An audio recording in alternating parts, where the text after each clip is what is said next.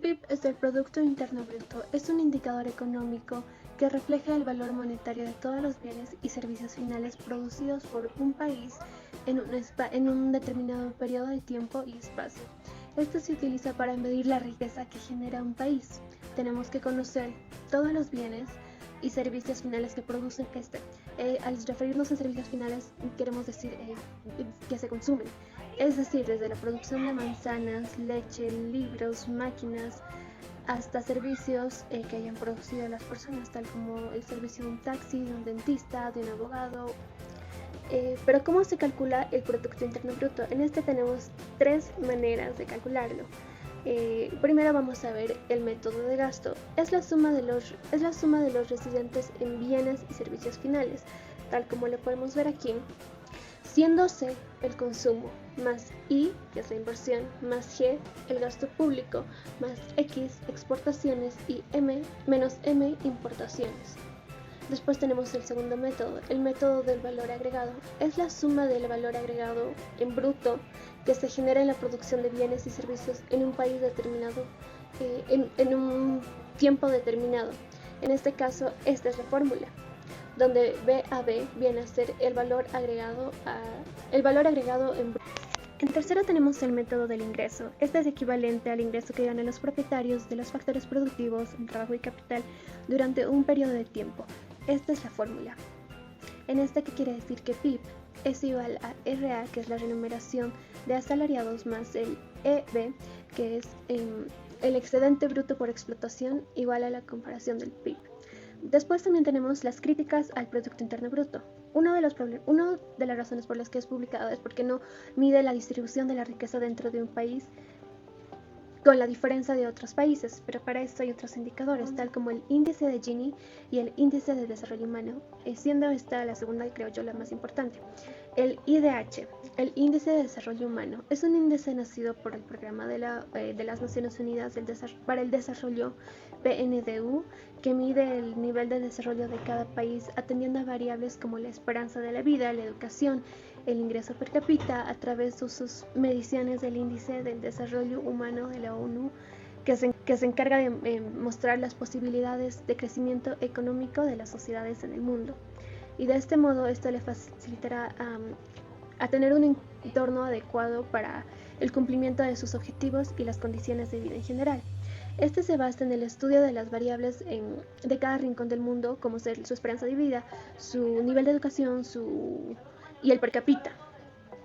Este es llevado entre valores de 0 y 1, de menor a mayor, siendo el 1 la calificación más alta.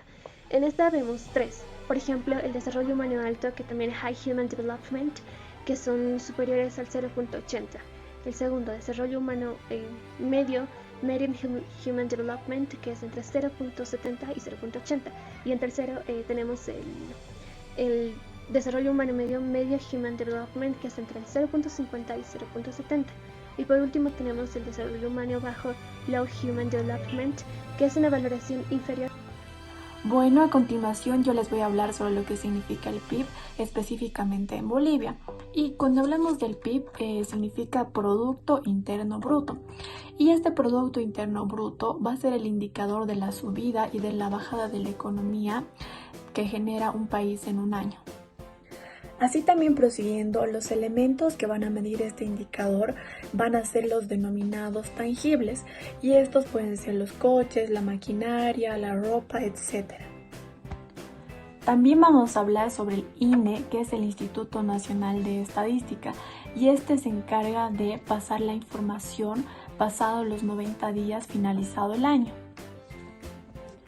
Y así, gracias a estos datos, gracias a este instituto, es que desde 1953 el PIB sufre una gran caída justamente por este tema del COVID y también por el mal manejo de nuestro actual gobierno. En ese tiempo, porque el año pasado el PIB ha decaído. Y es así que el decrecimiento va a ser del 8%, y hablando en números se genera una pérdida de 3.500 millones de dólares. Las exportaciones en un 27% y las importaciones en un 31%. Sin embargo, no todas son malas noticias, porque el Banco Mundial estima que este año puede haber un crecimiento del 4.7%, cosa que es algo un poco incierto, ya que actualmente existen más de 3.000 personas sin empleo. Ahora voy a hablarles sobre los indicadores de pobreza. Para medir la pobreza es necesario tener un método conceptual que refleje la situación social que tiene cada país o cada nación. Para ello están los indicadores de pobreza, que permiten ver los enfoques y los paradigmas de una sociedad y en el estado en el que se encuentran o cómo miden la pobreza. El primer indicador extrapolable que surge en el año 1997 debido a la ONU, que nos permite ver el índice de pobreza humana a un nivel más avanzado, con mucho más detalle sobre la pobreza en los países. Ahora, ¿qué parámetros mide el índice de pobreza humana? Hay tres principales, que son: primero es una vida saludable y larga, el otro es el conocimiento y por último tenemos un estándar decente de vida. Este índice de pobreza humana no es el único método y tampoco es la única fórmula para medir la pobreza. Sin embargo, se ha logrado estandarizarse y actualizarse en el año 2010, dando más facilidad, ahora llamándose el índice de pobreza multidimensional, que ayuda y es más fácil para abarcar hacia más medidores de pobreza en varios países y se divide en algunos sectores. De las tres dimensiones más importantes para medir el indicadores de pobreza, que eran la salud, la educación y el nivel de vida, también se derivan otras 10 que permiten calcular a los niños que van a la escuela, el acceso a la atención sanitaria, la mortalidad infantil, la nutrición, el acceso a la electricidad, el sistema de saneamiento, si hay niños que tienen agua potable, o también los bienes materiales que estábamos hablando en la anterior clase, que son si todo el mundo tiene acceso a lo que es el internet, si tiene acceso al trabajo, si tiene acceso o tiene un vehículo, si tienen las herramientas suficientes para poder vivir bien y tener una calidad de vida. Ahora veremos a más detalle lo que son los indicadores de pobreza en Bolivia. Buen día, licenciada y compañeros, soy Brenda Pardo y les voy a hablar sobre los indicadores de pobreza en Bolivia. Para el 2019, el 37.2% de la población boliviana vivía en pobreza. Es decir, que 4 de 10 personas tenían ingresos suficientes para cubrir necesidades alimentarias, pero no necesariamente para cubrir otros servicios como vestimenta y transporte. La pobreza extrema se redujo a más de la mitad, de 38.2 en 2005 a 15.2 en 2018, mientras que la pobreza moderada igual disminuyó de un 60.6% en 2005 a un 34.6% en 2018. Tomando en cuenta los datos oficiales para el periodo 2005-2018, presentados por los países de la región a través de sus correspondientes centros de estadística, Bolivia es el país que más redujo la pobreza extrema, con una variación de 23 puntos porcentuales, y el segundo en reducción de pobreza moderada de 26 puntos porcentuales. Aproximadamente el 60% de los bolivianos están por debajo de la línea moderada de pobreza, es decir, que no tienen ingresos suficientes para satisfacer sus necesidades básicas. Y el 37% no puede tan siquiera cubrir sus necesidades alimentarias. Tal situación repercute en que la tasa de mortalidad infantil sea una de las más altas del continente latinoamericano. No obstante, la mortalidad infantil y la disminución de la pobreza de ingresos en Bolivia ha disminuido desde los años 90.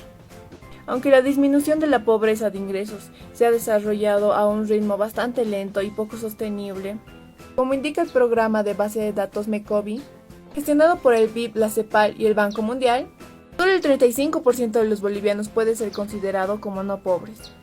Y un significativo 15% de la población tiene satisfechas ciertas necesidades básicas, como educación, vivienda, agua y servicios sanitarios. Pero aún no resuelve su problema de ingresos. Es decir, un contingente importante de la población boliviana, o sea, el 15%, enfrenta problemas para traducir la satisfacción de sus necesidades básicas en oportunidades económicas. Esto se redujo en 1992 y 2001, especialmente en el área urbana. Los servicios de saneamiento, educación y salud fueron los que más alcance tuvieron. Y ahora les voy a hablar de los principales métodos en Bolivia utilizados para medir la pobreza. Primero está el método de línea de pobreza, LP, y el método NBI. Para Bolivia esta metodología clasifica a los hogares como pobres si no logran cumplir algunas necesidades en los componentes de vivienda, servicios e insumos básicos, educación y salud. Y va a considerar pobres a los que no lo hayan logrado.